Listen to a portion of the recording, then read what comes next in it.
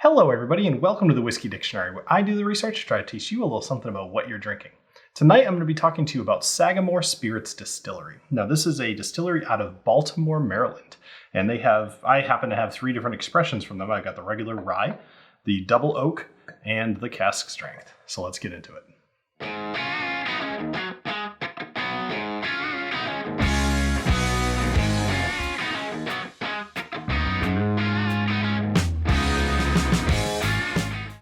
Back before Prohibition, rye whiskey was the drink of choice if you're having a cocktail, if you're drinking it neat. However you're drinking whiskey, you're probably drinking rye.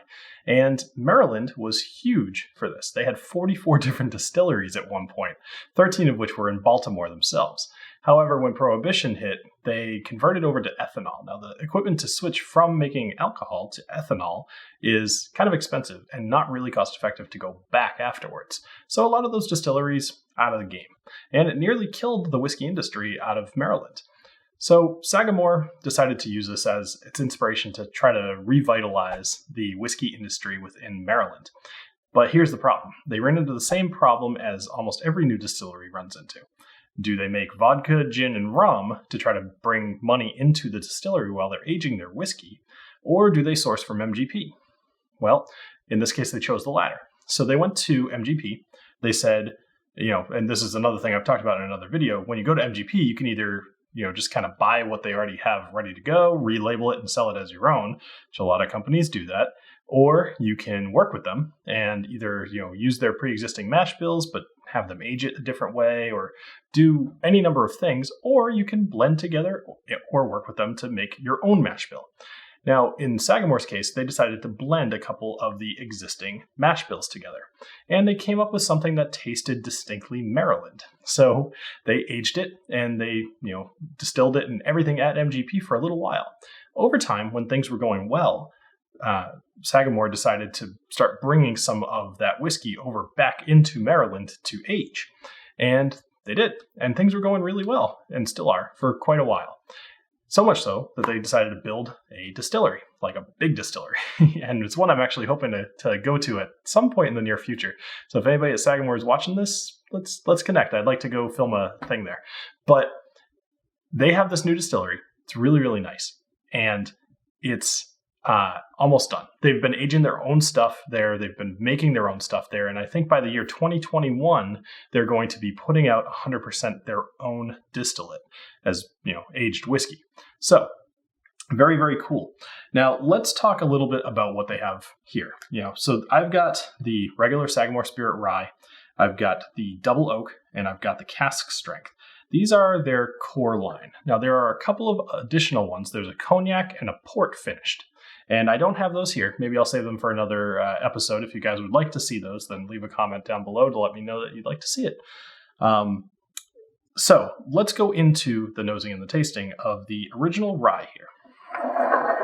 So I've got my original Whiskey Dick coin on here just because I thought it'd be kind of fun. So, all right, let's go ahead and give this a nose.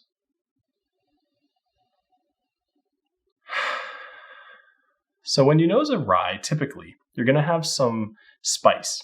I do not get as much of a spice on this. What I'm getting here is a very heavy caramel. And there's also a backing of cinnamon to that that's pretty significant. So, pretty light on vanilla. Almost to the point where it's there. It's definitely there. You'll smell it, but it's buried. There's a bit of orange peel in there as well, which very, very good. This, in general, it doesn't smell like a rye so much. It smells like, I would think that this might be a high rye bourbon, just from smelling it. So let's go ahead and give it a taste. Cheers.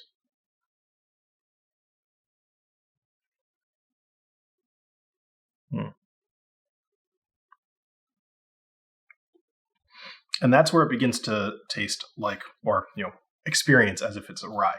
I forget what the ABV is on this, so forgive me for looking. This is not on the front. Well, I'll put it on the bottom here, but I'm guessing it's low. Oh, yeah, 41.5% ABV. So used to it being on the bottom of the bottle, it's on the top side.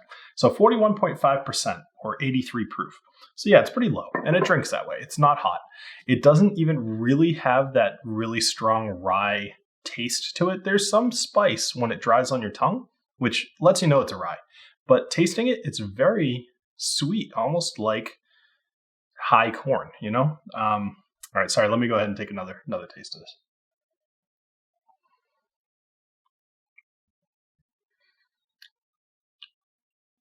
All right, so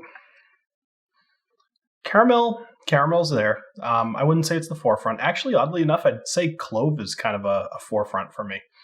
A little bit of rye spice, just in general, like a kind of like a baking, like not people say baking spice. I want to be a little bit more specific than that. Typically, when people say baking spice, I take it to mean like nutmeg or maybe allspice or really cinnamon, although I would usually call it cinnamon. They're just kind of like what I think of a baking spice as being like what's in an apple pie. And that's not what I'm tasting here. I'm thinking it's more, there is cinnamon for sure. I'm not getting nutmeg. I'm getting more like, well, let me just have another sip. You know what? I'm actually going to even detract a little bit. I do take my notes, but I always like to try to do things a little bit more off the cuff on a video. So anyway, what I'm tasting here is heavy oak. And it's coming across as mingling with the rye spice to the point where I'm tasting cinnamon. So that's where I'm getting this. So it's oak, it's cinnamon, it's rye spice. There's a little bit of like an orangey peel in there as well. So very similar to the nose in descriptors, but it is very different in experience. One of the major things you're going to get here is the way that it dries on your tongue. It's got a very long finish. That's probably the best way to put it. All right. So I'm going to kind of save my overall for the end here because I thought it'd be a little fun to do almost like a compare and contrast here. So just generally pretty good rye. All right, let's go into the double oak here. I got my new whiskey coin on here. I thought second batch, double oak. That was, yeah. All right, so this one is 48.3%, which, interesting thing, they actually switched the ABVs on the top here and the proof is on the bottom, whereas the other one's the other way around. I don't know why they did that because it's clearly the same kind of label. Minor, but just happened to notice it. All right, so double oak here. Now what they do is they take these wood staves and they call them wave staves or wave staves. I'm going to call them wave staves. And they have all these little notches in them and they're putting those in the barrel with the aged rye. And it double oaks it. That's where they're getting that. So let's go ahead and give this a nose. It's interesting how a little bit of change of the barrel can make such a distinct difference. The nose on this is much different than this. This is much heavier on the orange side. Kind of like not lemon zest. I'm almost thinking, have you ever bought pre-zested lemon zest where it's dried lemon? I'm saying lemon over and over again. I'm sorry. Orange zest. Have you ever bought pre-dried orange zest before? That's what this reminds me of when I smell it. It's not as kind of fresh as fresh orange zest would be. But it's still got a bit of that to it. So anyway. I'm going to go back to the nose in a minute. I realized I only gave it one note. The other bits are cinnamon and similar to the rye, but a little bit different. You've got a little bit of a sweetness to the nose as well. That's really it. The nose is actually kind of boring compared to the regular rye. Interesting. All right, let me take another sip of that and see what we get. Cheers.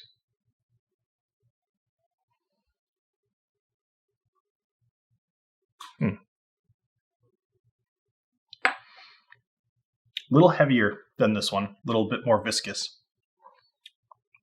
It's just coating my mouth like crazy here. I'm sorry if I'm chomping into the microphone. I'm doing a whiskey.com. Horst, I think, right? Yeah, sorry about that. Again with the caramel, very heavy on the caramel. I think that's going to be a common theme across all of these.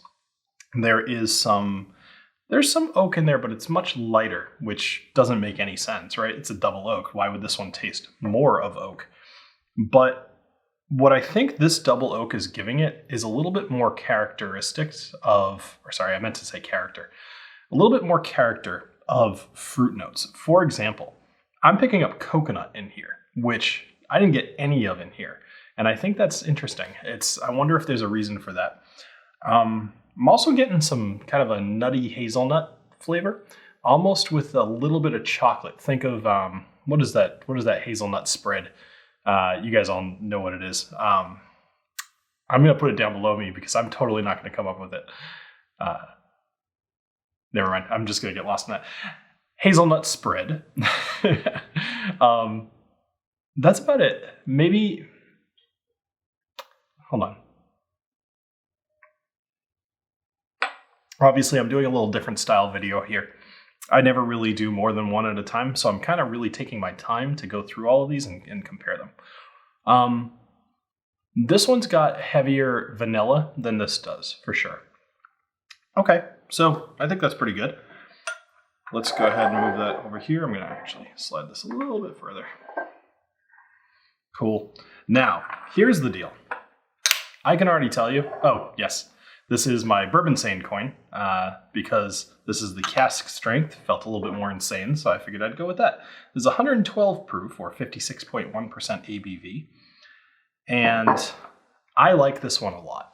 I'll say even before I have a sip of this, I've been actually giving this to friends of mine that come over and saying, hey, have you ever tried rye? And I'll have them try this.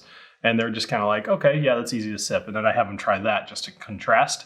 And pretty much blanket across the board, everybody loves this one. So let's go ahead and give it a nose.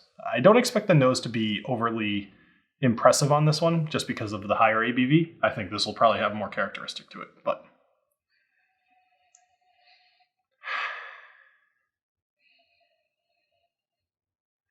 it does smell good though. Man, what a life it must be to just smell whiskey all day for a job.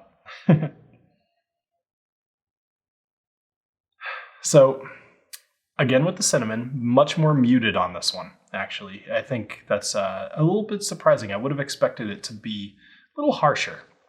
There is no real alcohol burn for me, at least. So you could probably get your nose pretty deep in here.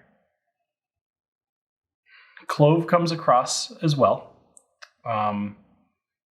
That's about it. It's actually very muted for the nose. I'm a little surprised. I don't think I've taken too much time to nose this before. It's usually more about drinking it. All right, speaking of which, cheers, guys.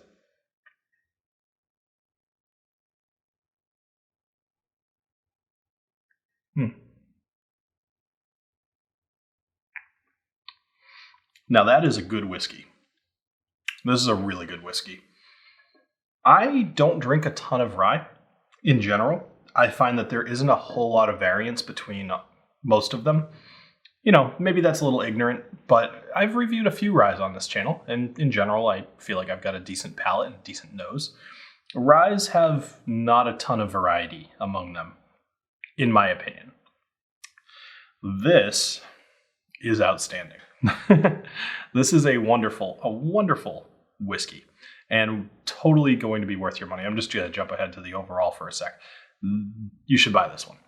All right, let's go ahead and give us some notes on the taste here. For me, the reason that this one's so impressive is that it is very drinkable. So even though it's higher ABV, it doesn't burn. It doesn't, hit you in the back of the throat. It is well balanced. It's got chocolate notes, it's got vanilla, it's got cinnamon and caramel, as well as, those guys do. There's brown sugar in here, maybe even a little bit of honey to kind of balance it off a little bit, just really round it out a little bit. There's a lot going on the taste here, but overall it just sings. It's so well balanced that it's something I could drink pretty much most days. So let's go into the overall. I'm going to do this a little bit different than I normally do. So I've got the cask strength, I've got the double, and I've got the regular rye here. So I think this double is my least favorite. There's just not much going on in here that does it for me. Might be different for you. You got my notes. Although admittedly they were a little bit more sporadic this time. Doing 3 of them at a time is not my norm. This is my least favorite. I'm going to put the price up here just because I don't know it off the top of my head. This would be my second favorite. And then this would be my first favorite. These 3, if I remember correctly, the price differences are not astronomically different. This I would almost skip, especially if this is the other option. It might be worth it to have this once so that you can see the difference between these 2. This one, I would just suggest. It's not bad. It's really not bad at all. I don't want to put that across. It's just not better than these 2, and certainly not better than this one. All right. So my general feeling, my overall, buy it, ignore it, buy it to potentially stock it if it's your thing. I have not had a rye that good since Pikesville. So if you like Pikesville, it's a little different. It is definitely different, but it's as impressive, if not more so. So thank you for joining me here on the Whiskey Dictionary. And by the way, let me just introduce these real quick. I'm going to put up a video about them real quick, real soon. I have Whiskey Dick rocks glasses. So these are brand new. They'll be on my store on the whiskey-dictionary.com. So go check them out. I'm actually going to put a couple of other things up there as well. Kind of like package deals, so you could maybe save a little bit of money if it's something that you'd like. And as always, the coins are available. I would love to sell some more of these because I've got an awesome batch 3 planned. So if you are thinking about it, check it out. All right. Thank you again for joining me here on the Whiskey Dictionary, and I'll see you next time. Cheers.